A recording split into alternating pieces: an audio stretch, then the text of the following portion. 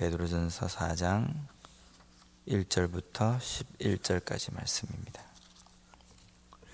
우리가 보통 변화가 되었다라고 이야기하면 어떤 한 행동에서 그 다음 행동으로 약간의 이전과 다르게 달라진 모습이 있다는 것을 변화가 되었다라고 이야기를 합니다. 그런데 변화가 되고 난 다음에도 분명히 마음속에 갈등은 있습니다. 이전에 행하던 삶이 있고 그 다음에 변화가 된 삶을 비교해 봤을 때 이전에 행하던 좋은 것들이 지금 변화가 되고 난 다음에 만약에 없다고 한다면 마음속에 갈등이 생깁니다. 예전에는 좋았었는데 그런데 지금은 그것을 하지 못하기 때문에 마음속에 변화가 되었지만 갈등이 생길 때도 있습니다. 그래서 우리가 잘 알고 있는 교부 중에 어거스틴이라는 교부는 과거의 탕하의 시절에 즐겼던 여러 가지 방탕한 생활들이 변화가 되고 회심을 하고 난 다음에도 생각이 날 때는요, 길을 걸어가다가 가시던 불에 몸을 비비기도 하고 추운 강물에 그냥 뛰어들기도 했다는 겁니다. 오늘 읽은 이 본문 말씀에도 보면 베드로 사도가 많은 흩어져 있는 성도들에게, 그리스도인들에게 편지를 하는데 그들이 지금 당하고 있는 그 고통과 그리고 이전에 행했던 그 삶을 비교해 봤을 때 지금에 당하는 그 고난이 이전에 행하던 그 어떠한 것보다 비교할 수 없다라고 시작하고 있습니다. 이 당시에 많은 회심하고 예수 그리스도의 복음을 받아들인 사람들이 이전에 즐기던 삶이 어떤 삶이었냐면요, 3절 말씀에 잘 나옵니다. 음란, 정욕, 술취함, 방탕, 향락, 우상숭배. 우리가 지금 읽어보면요, 이거는 우리가 그리스도인으로서 금기해야 할 것이다 라고 우리가 잘 알고 있습니다. 그런데 잘 보면 우리 인간들에게 상당히 좋은 것들입니다. 좋고 편하고 즐겁고 달콤한 것들입니다. 그래서 여기에 잘 빠져듭니다. 우리가 마음속에 전혀 고민을 하지 않아도 이것을 선택할 때에는 쉽게 우리가 접할 수도 있고 쉽게 물들 수도 있는 것들입니다. 좋은 것들을 하려면 고민을 하고 의식을 해야 합니다. 그런데 이런 것들을 행하려고 하면요, 고민할 필요도 없습니다. 어떤 갈등도 없습니다. 그냥 내가 좋아하는 대로 선택만 하면 이것들을 쉽게 선택하고 이 길로 걸어갈 수가 있다는 겁니다. 죄이기 때문입니다. 우리에게 너무나도 자연스러운 것들이기 때문에 그렇습니다. 우리의 욕심과 우리의 생각과 내가 원하는 대로 선택만 하면 이것들을 선택할 수 있다는 겁니다.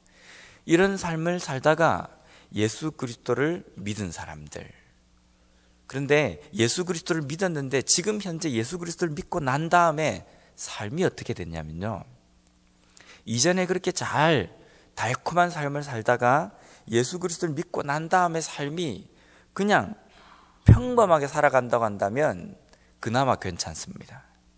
그런데 평범하게 사는 것이 아니라 예수 그리스도를 믿고 난 다음부터 그들의 삶에 일어나는 문제는 온갖 고난과 핍박과 어려움투성이라는 겁니다.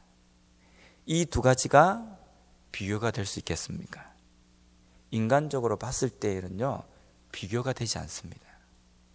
이전에 내가 원하는 대로 살고 쉽게 살아가던 그 삶과 지금 현재의 어렵고 힘든 상황을 선택의 기로에 서서 어떤 것에 더 마음이 가고 어떤 것을 더 쉽게 선택할 수가 있겠느냐라는 겁니다.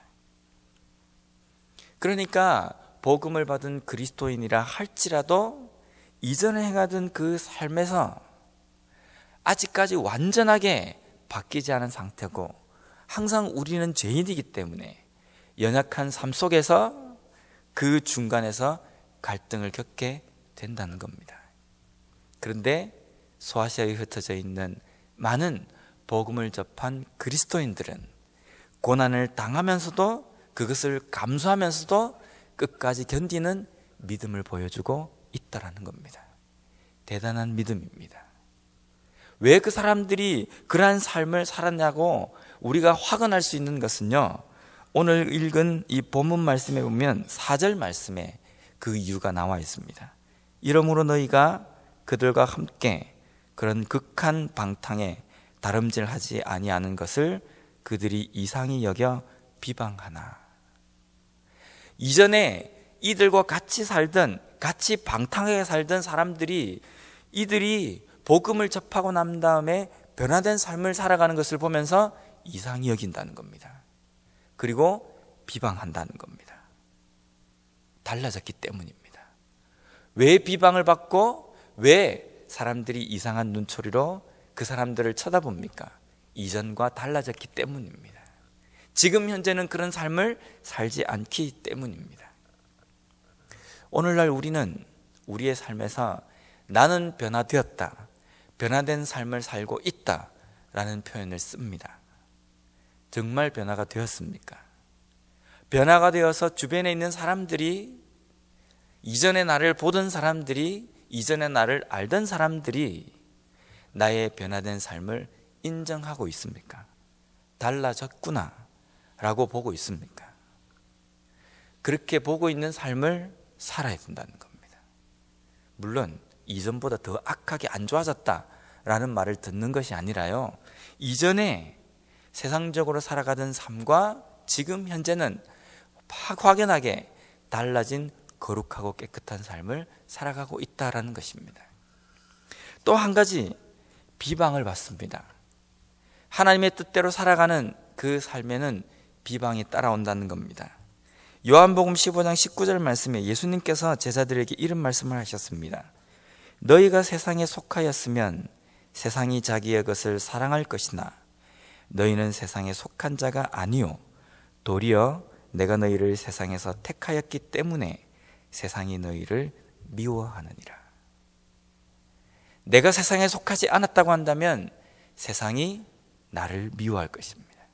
왜냐하면 우리가 세상에 속한 사람이 아니라 예수 그리스도께 속한 사람이기 때문입니다. 예수 그리스도께 속한 사람으로서 제자로서의 삶을 살아가기 때문에 세상은 자기들과 다른 삶을 살아가는 우리를 미워할 수밖에 없다라는 겁니다.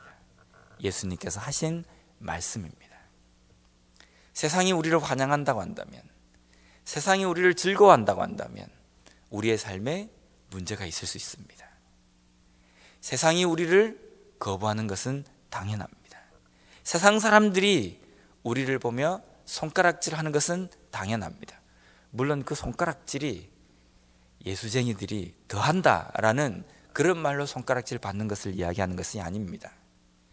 예수 그리스도를 믿는 그리스도인들이 거룩하고 세상과 구별된 삶을 살아가기 위해서 힘쓰고 몸부림치는 삶을 살기 때문에, 세상의 그 방탕한 삶에서 멀어진 삶을 살기 때문에, 세상의 악한 삶에서 멀어진 삶을 살기 때문에 세상이 우리를 거부하는 것을 이야기합니다. 그러한 삶을 살아가는 삶이 진정한 그리스도인의 삶이요 하나님의 백성의 삶이라는 겁니다. 나는 지금 세상으로부터 미움을 받고 있고 세상으로부터 비방을 받고 있다, 이렇게 표현할 수 있습니까? 적어도 이런 비방과 이런 미움을 받고 있다고 한다면 이 정도는 돼야 합니다. 조롱을 받기도 하고 채찍질을 당하기도 하고 결박과 옥에 갇히는 것과 돌로 치는 것과 톱으로 켜는 것과 칼로 죽임을 당하고 쫓겨다니고 궁핍에 처하게 되고 학대를 받는 것, 이 정도를 받아야 세상으로부터 내가 핍박을 받고 미움을 받는다라고 표현할 수 있습니다. 히브리서 11장에 나와 있는 그 당시의 그리스도인들이 받는 세상으로부터의 미움의 종류들입니다. 물론 우리 지금 현대를 살아가는 우리에게는 이 정도의 어려움은 없습니다. 이 정도의 어려움이 없기 때문에 우리는 지금 현재 우리의 삶에 오는 고난과 핍박, 예수님 때문에, 복음 때문에 당하는 그러한 고난과 핍박을 충분히 이겨낼 수 있고 이겨내야만 한다는 겁니다. 견딜 수 있어야 합니다.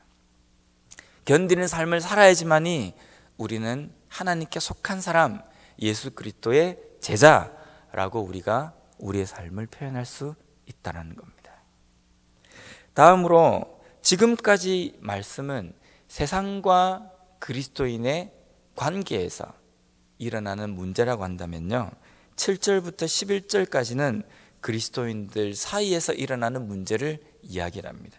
7절 말씀에 보면 만물의 마지막이 가까웠으니 라고 표현합니다.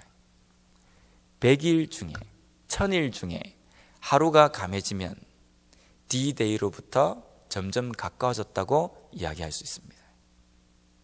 100년 중에 하루가 지났다고 한다면 내가 목표하는 그날 D-Day에 가까이 왔다고 표현합니다. 마지막에 가까웠다는 표현은요, 얼마 남지 않았다는 표현보다는 어제보다 하루가 더 감해졌기 때문에 마지막 날이 언제인지는 우리가 알지 못하지만 더 가까이 왔다는 겁니다. 오늘이 될 수 있고 10년 뒤가 될 수 있고 언제일지는 우리가 알지 못하지만 하루가 지났기 때문에 분명히 마지막 날에 좀 더 가까이 왔다라고 표현이 되는 겁니다. 마지막 날이 점점 가까웠기 때문에 우리는 정신을 차려야 합니다. 우리는 깨어야 합니다. 근신해야 합니다. 깨고 근신하고 정신을 차리는 데에 첫 번째 우리의 삶에 필요한 것은 무엇보다도 뜨겁게 서로 사랑하라는 겁니다. 기독교에서, 세상 사람들도 잘 알고 있습니다, 기독교에서 사랑 빼면 아무것도 없다는 겁니다. 성경에 하나님께서 우리 인간들을 부르시고 하나님의 백성으로 삼아주시고 예수 그리스도를 통해서 우리의 죄의 문제를 해결해 주신 그 이유가 어디에 있느냐? 한마디로 요약하라고 한다면 사랑 때문입니다. 다른 이유가 있는 것이 아니라 우리를 사랑하시기 때문입니다. 하나님께서 우리를 그렇게 사랑하신 것을 보여주셨기 때문에 우리 또한 서로 사랑해야 된다는 것이 말씀에서 우리에게 원하시고 말씀하시는 내용이라는 겁니다. 어떻게 사랑해야 합니까? 뜨겁게 사랑해야 합니다. 뜨겁게 사랑하는 것이 어떤 사랑입니까? 뜨겁게 사랑하는 것의 반대말은 차갑게 사랑하는 것, 대충 사랑하는 겁니다. 사랑 좀 해보다가 그 사람의 반응이 좀 안 좋으면 사랑을 접어버리는 것, 이런 게 대충 사랑하는 겁니다. 하지만 뜨거운 사랑은 내가 그 사람을 사랑하는데 그 사람의 반응이 시큰둥해도 오히려 그 사람에게 오는 그 반응이 차갑고 오히려 나를 더 못살게 군다 할지라도 사랑하는 것이 뜨겁게 사랑하는 겁니다. 이런 사랑을 예수님께서 보여주셨습니다. 예수님은 백성들에게, 사람들에게 사랑을 보여주셨습니다. 뜨겁게 사랑하셨습니다. 그런데 예수님에게 돌아온 것은 침뱉음, 주먹으로 치는 것, 조롱하는 것, 채찍질하는 것, 심지어는 십자가에 죽이는 것, 그런 것들로 되돌아왔습니다. 하지만 예수님은 포기하시지 않으셨습니다. 왜냐하면 마음속에 뜨거운 사랑이 있으셨기 때문입니다. 끝까지 포기하지 않고 용서하시고 사랑하셨다는 겁니다. 예수님께 그 사랑을 보여주시면서 우리에게 말씀하셨습니다. 내가 너희를 사랑하는 것처럼 너희들도 서로 섬기고 사랑하라는 겁니다. 만물의 마지막이 하루 더 성큼 다가왔습니다. 우리에게는 예수님께서 우리에게 보여주신 뜨거운 사랑이 있어야 합니다. 내가 사랑을 베풀어도 그 사람이 나에게 오는 반응이 오히려 오해하고 더 나를 악하게 대하고 더 좋지 못하게 대한다 할지라도 포기하지 않고 끝까지 사랑하는 것이 뜨거운 사랑입니다. 만물의 마지막에 가까울수록 보여줘야 하는 그리스도인의 삶이라는 겁니다. 두 번째로 하나님 중심의 봉사가 되어야 합니다. 청지기 같이 해야 한다는 겁니다. 말을 해도 하나님의 말씀을 하고, 봉사를 해도 하나님께서 나에게 주신 힘으로 하는 봉사를 하는 것입니다. 때로는 우리가 말을 할 때에도 내 뜻, 내 말을 너무나도 많이 합니다. 내가 드러나기를 원하기 때문입니다. 봉사를 해도 자꾸만 내가 드러나길 원합니다. 사람들에게 칭찬을 받고 나를 좀 알아줬으면 좋겠고 사람들이 나에게 어떤 영광을 돌리기를 원하고 거기에서 내가 좀 돋보이기를 원하는 그런 봉사를 할 때가 있습니다. 오늘 본문 말씀에도 보면 우리는 청직이라는 겁니다. 단지 맡아서 하는 사람일 뿐이라는 겁니다. 맡아서 하는 사람이기 때문에 내가 해야 할 일이고 당연한 것들이기 때문에 나에게 어떤 것이 돌아오는 것을 바라기보다는 나에게 이 일을 맡기신 분을 위해서 일하는 것입니다. 만물의 마지막이 가까워오면 가까울수록 사람들은 내가 무엇을 하려고 하고 내 것을 드러나기를 원하고 내 모습이 다른 사람들에게 드러나길 원한다는 겁니다. 그래서 더욱더 근신하고 깨어서 봉사를 해도 말을 해도 하나님 중심으로 하는 삶을 살아야 된다는 겁니다. 오늘도 하루가 지났습니다. 마지막이 성큼 더 다가왔습니다. 언제인지는 알지 못하지만 하루가 더 감해졌습니다. 어떻게 살아야 합니까? 만물의 마지막이 가까웠으니 깨어서 근신하고 기도해야 합니다. 그리고 뜨겁게 사랑해야 합니다. 그리고 하나님의 일을 하듯이 청지기로서의 봉사하고 그리고 섬겨야 합니다.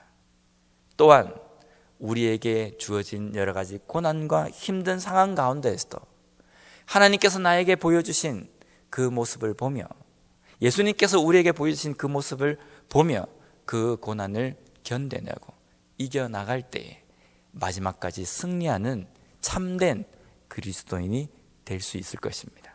오늘 하루 우리에게 주어진 그 삶을 충실하게 달려감으로 말미암아 하나님께 칭찬받는 우리의 삶이 되시길 바랍니다.